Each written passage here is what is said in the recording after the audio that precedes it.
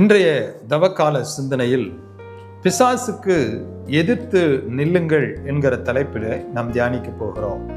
இதற்கு ஆதாரமாக யாக்கோபு எழுதின பொதுவான திருமுகம் 4வது அதிகாரம் 7வது இறை வார்த்தை சொல்லுகிறது, கடவுளுக்கு பணிந்து வாழுங்கள், அலகையை எதிர்த்து நில்லுங்கள், அப்பொழுது அது உங்களிடமிருந்து ஓடிப்போகும் என்று சொல்லி ஆண்டவருடைய இறை வார்த்தை சொல்லுகிறது. அழகையை எதிர்த்து நிற்பது, பிசாசுக்கு எதிர்த்து நிற்பது, நம்மால் அப்படி எதிர்த்து நிற்க முடியுமா? நம்மால் அவனை எதிர்த்து நிற்பதற்கு என்ன வழி என்று சொல்லி ஒருவேளை நீங்கள் கேட்கலாம். ஆண்டவருடைய வார்த்தை சொல்லுகிறது, அவனுக்கு எதிர்த்து நிற்க வேண்டுமானால் கடவுளுக்கு கீழ்ப்படிய வேண்டுமா? எப்படி கடவுளுக்கு கீழ்ப்படிவது? நாம் ஆண்டவருடைய இறை வார்த்தைக்கு கீழ்ப்படிவதுதான் கடவுளுக்கு கீழ்ப்படிவது என்று சொல்லி ஆண்டவருடைய வார்த்தையிலே நாம் பார்க்கிறோம். எனக்கு அன்பானவர்களே, ஆண்டவராகிய இயேசு கிறிஸ்து அவர் 40 நாட்கள் உண்ணா நோன்பு இருந்தார். அப்பொழுது அவருக்கு பசி உண்டாயிற்று என்று சொல்லி பார்க்கிறோம். மத்தேயு நற்செய்தி 4வது அதிகாரம் 3வது இறை வார்த்தையில பிசாசு அப்பொழுது இயேசுவை தேடி வருகிறார். அவரை பார்த்து சொல்லுகிறான், நீர் இறைமகன் என்றால் இந்த கற்கள் அப்பமாகும்படி கட்டளையிடும் என்று சொல்லி சொன்னார். இயேசு அந்த பிசாசை பார்த்து சொல்லுகிறார், மனிதன் அப்பத்தினால் மட்டுமல்ல, கடவுளின் வாயிலிருந்து புறப்படும் ஒவ்வொரு வார்த்தையிலும் அவன் உயிர் வாழ்கிறான் என்று சொல்லி ஆண்டவர் அந்த பிசாசை பார்த்து சொன்னார்.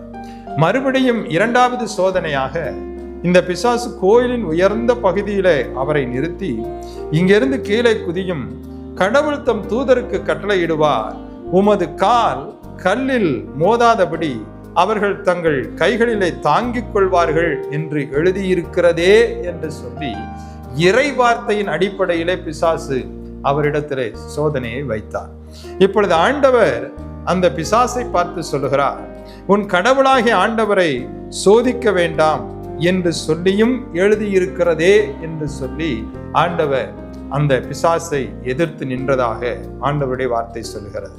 என் அன்புக்குரியவர்களே, அப்படி என்றால் நம்முடைய வாழ்க்கையிலே இறை வார்த்தையின் மூலமாகத்தான் பிசாசை நாம் எதிர்த்து நிற்க முடியும். அப்படி பிசாசை எதிர்த்து நிற்பதற்கு ஆண்டவருடைய இறை வார்த்தையிலே நாம் நடக்கிறவர்களாய் கூட இருக்க வேண்டும். அந்த இறை வார்த்தையின்படி வாழ்கிறவர்களாய் இருக்க வேண்டும்.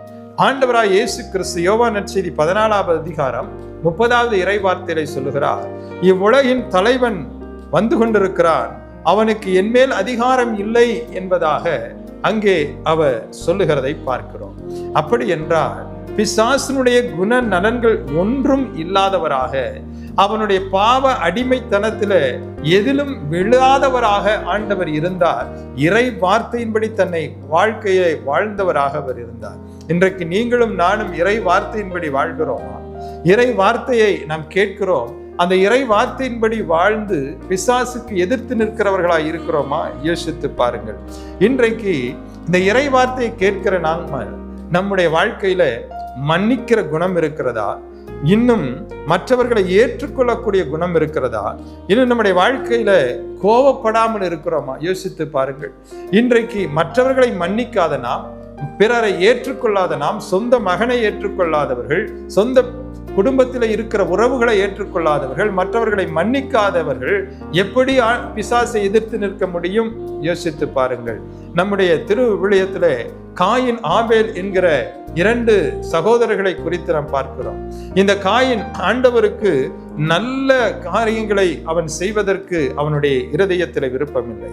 ஆனால் அவன் சகோதரனாகிய ஆபேல் தன் மந்தையிலே இருக்கிற நல்ல கொழுத்த ஆடுகளை அவன் ஆண்டவருக்கு பலியிட்டானான். ஆனால் காயின் விருப்பமற்று காணிக்கைகளை ஆண்டவருக்கு கொண்டு வந்து கொடுத்தார். அதனாலே இருவருக்குள்ளும் மனத்தாங்கல் ஏற்பட்டது. இதை அவனால் ஏற்றுக்கொள்ளவே முடியவில்லை. ஆண்டவர் ஆபேலுடைய காணிக்கையை ஆசீர்வதித்ததை அவனால் ஏற்றுக்கொள்ளவே முடியவில்லை. தன் சொந்த சகோதரனை மன்னிக்கவும் அவனால் முடியவில்லை. இதனால் மிகுந்த ஒரு எரிச்சலும் கோபம் அவனுக்குள் வந்தது. அதனாலே அவன் என்ன செய்தான்? தன் சொந்த சகோதரனை கொலை செய்தான் என்று சொல்லி பார்க்கிறோம். என் அன்பு சகோதரனே, என் அன்பு சகோதரியே, இப்படிப்பட்ட குணநலங்கள் இருக்கும் பொழுது இன்றைக்கு நாம் பிசாசை எதிர்த்து நிற்க முடியும். ஆகவே இந்த தவ காலத்துல இந்த பிசாசினுடைய குணநலன்களை நம்மை விட்டு விளக்கும் பொழுது உங்களாலும் பிசாசை எதிர்த்து நிற்க முடியும். இயேசு கிறிஸ்துவை போல் பரிசுத்தமாக வாழ முடியும். ஆகவே அதற்கு நாம் முயற்சி எடுப்போம். ஆண்டவர் நம்மை ஆசீர்வதிப்பார். ஆமென்.